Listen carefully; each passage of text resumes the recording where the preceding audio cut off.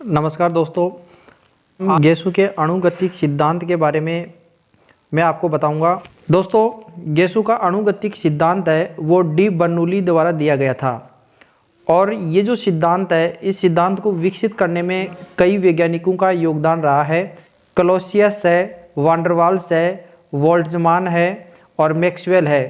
इन वैज्ञानिकों का अणुगतिक सिद्धांतों में या अणुगतिक सिद्धांत को विकसित करने में काफ़ी योगदान रहा है। और ये जो सिद्धांत है वो बॉयल्स का नियम, चार्ल्स का नियम, ग्राहम विसरण नियम आदि प्रयोग और परीक्षणों के आधार पर प्रतिपादित किया गया था। दोस्तों, इस सिद्धांत के मुख्य अभिगृह्य जो हैं वो इस प्रकार हैं कि जो प्रत्येक की जो गैस होती है वो प्रत्येक गैस सूक्ष्म कणों से मिलकर बनी होती है और ये जो सूक्ष्म कण होते हैं उनको अणु कहते हैं। और आप ये भी जानते हैं कि अगर एक ही गैस है, एक ही गैस के लिए ये सभी जो अणु होते हैं वो समान होते हैं, जबकि भिन्न गैस होती है उन गैसों के लिए ये अणु अलग अलग होते हैं। इन गैसों के कण इतने छोटे और दूर दूर होते हैं कि इनके जो अणु हैं उनका कुल आयतन यानी इनका जो वास्तविक आयतन होता है गैस के संपूर्ण आयतन की तुलना में नगण्य होता है। यह अभिगृहित गैसों की उच्च संपीड़ितता की व्याख्या करता है। कहने का तात्पर्य यह है कि जो गैस के जो अणु होते हैं वो इतनी दूर दूर होते हैं कि उनका जो गैसों का कुल आयतन है वो गैसों के जो संपूर्ण आयतन है इनकी तुलना में नगण्य होगा। क्या है तीसरे अभिगृहित, सामान्य ताप और दाब पर गैस के कणों के मध्य आकर्षण बल नगण्य होता है। कहने का तात्पर्य यह है कि सामान्य ताप और दाब पर जो गैस होती हैं उनके मध्य जो आकर्षण बल है वो नहीं पाया जाता, ना तो इसमें आकर्षण होगा और ना प्रतिकर्षण होगा, किसी प्रकार का कोई बल नहीं होगा। इसका आधार यह है कि गैस प्रसारित होकर उनके लिए उपलब्ध स्थान को पूर्णतः घेर लेती है। इसके बाद में जो चौथी अभिगृहित है वो क्या है, गैस के कण लगातार सभी दिशाओं में सीधी रेखा में ये गमन करते हैं और ये अनियमित गति करते हैं। ये गतिक अवस्था में रहते हैं, मतलब जो अणु होते हैं वो गतिक अवस्था में रहते हैं। ये लगातार सभी संभव दिशाओं के अंदर सीधी सरल रेखा में गमन करते हैं और ये अनियमित रूप से गमन करते हैं, जैसे इधर चला गया और पात्र से टकराकर फिर इसकी गति मुड़ जाती है। इस प्रकार इनकी जो गति होती है इस प्रकार होती है। पांचवी अभिगृहित क्या है, गैसों के कण अपनी गति के दौरान आपस में और मतलब जो ये कण हैं अपनी गति करते हैं तो ये आपस में भी टकराते हैं और पात्र की दीवार पर भी टकराते हैं और ये टकराने से उनकी जो दिशा है वो बदल जाती है और गैस के द्वारा जो उत्पन्न दाब है वो पात्र की दीवारों पर गैस के अणु द्वारा की गई टक्कर का परिणाम होता है। मतलब जो गैसों का जो दाब होता है वो गैस के जो अणु हैं वो पात्र पर टकराते हैं उसके कारण ही होता है। और गैसों के मध्य जो टक्कर होती है वो पूर्णतः प्रत्यास्थ होती है और ये जो संगठन के पहले यानी टक्कर से पहले और टक्कर के बाद जो कुल ऊर्जा है अणु की वो समान रहती है। संगठन में अणु के मध्य ऊर्जा का आदान प्रदान हो सकता है। यह अभिगृहित इस तथ्य पर आधारित है कि गैस का स्वतः शीतलन या उष्णन नहीं होता। यदि गैस के अणु की गति रुक जाए तो वे एक स्थान पर एकत्रित हो जाएंगे, जो वास्तविक परीक्षण के अनुसार नहीं है। सातवां है, यदि एक अणु के भिन्न भिन्न वेग होते हैं तो उसकी गतिज ऊर्जाएं भी अलग अलग होगी।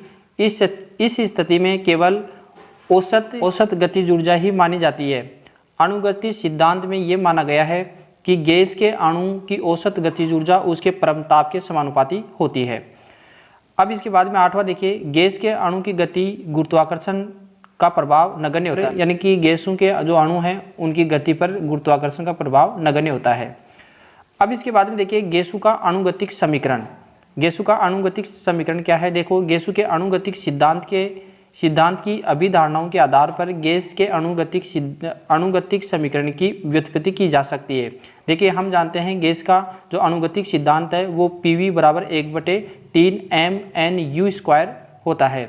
यहाँ पर जो P है वो दाब है, V है वो गैस का आयतन है और M है वो गैस का जो एक अणु है उसका द्रव्यमान है और N है जो गैस के अणु की संख्या है और जो U है गैस के अणु का वर्गमाध्य मूल वेग है।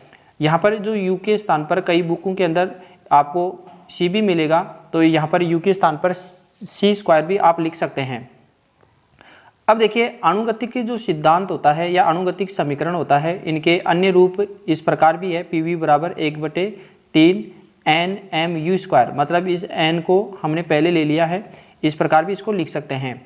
अब इसके बाद में देखो PV बराबर 1/3 MU², ऐसे भी लिख सकते हैं क्योंकि m बराबर हमने NM लिख दिया है, गैस के अणु का कुल भार।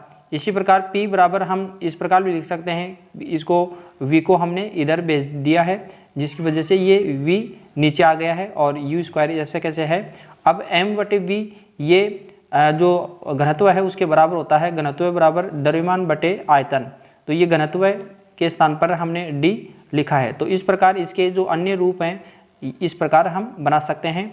अब गैस की गतिज ऊर्जा है वो किस प्रकार है, देखिए अभी हमने गैस के अणुगतिक सिद्धांत हमने देखा 1/3 MNU² होता है, और इसको हम इस प्रकार लिखना चाहें तो इस प्रकार लिख सकते हैं, क्योंकि 2/3 इंटू 1/2, क्योंकि ये 2 से 2 कैंसिल होगा तो वापिस 1/3 ही आएगा, तो इसको हमने इस प्रकार लिख लिया है। तो ये जो मान है हमारे पास 1/2 MNU², इसके स्थान पर हम क्या लिख सकते हैं, देखिए चूंकि काइनेटिक एनर्जी बराबर मतलब गतिज ऊर्जा बराबर 1/2 MV² होता है, तो PV बराबर 2/3 KE, क्योंकि KE काइनेटिक एनर्जी है, गतिज ऊर्जा है, और गतिज ऊर्जा का जो मान होता है वो 1/2 MV² होता है, और N गैसों के लिए लेंगे तो 1/2 MNV² इस प्रकार आता है।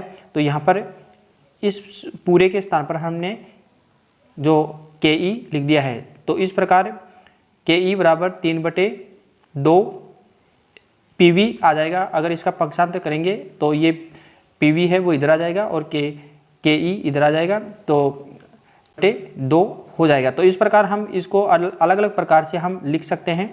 अब इसको आगे देखिए, आगे हम इसको PV बराबर nRT, PV बराबर RT हम जानते हैं, तो KE बराबर 3/2 RT। हम जो PV का मान है वो RT यहाँ पर लिखेंगे तो ये सूत्र हमारे पास आ जाता है, और N अणु की गतिज ऊर्जा लिखेंगे तो 3/2 nRT इस प्रकार आ जाएगा, और KE समानुपाती T होता है, तो हम इसको इस प्रकार लिखेंगे तो हमारे पास ये आ जाएगा कि किसी आदर्श गैस के 1 मोल की गतिज ऊर्जा उसके परमताप के समानुपाती होती है, अर्थात गैस की प्रकृति पर निर्भर नहीं करती। तो गैस के एक अणु की औसत गतिज ऊर्जा का मान देखें तो इस प्रकार ये आ जाता है 3/2 RT/NA। जो NA है वो आवागद्रो संख्या है, और 3/2 KT है वो परमताप है, और K है वो बोल्ट्जमान स्थिरांक है। Thank you for watching.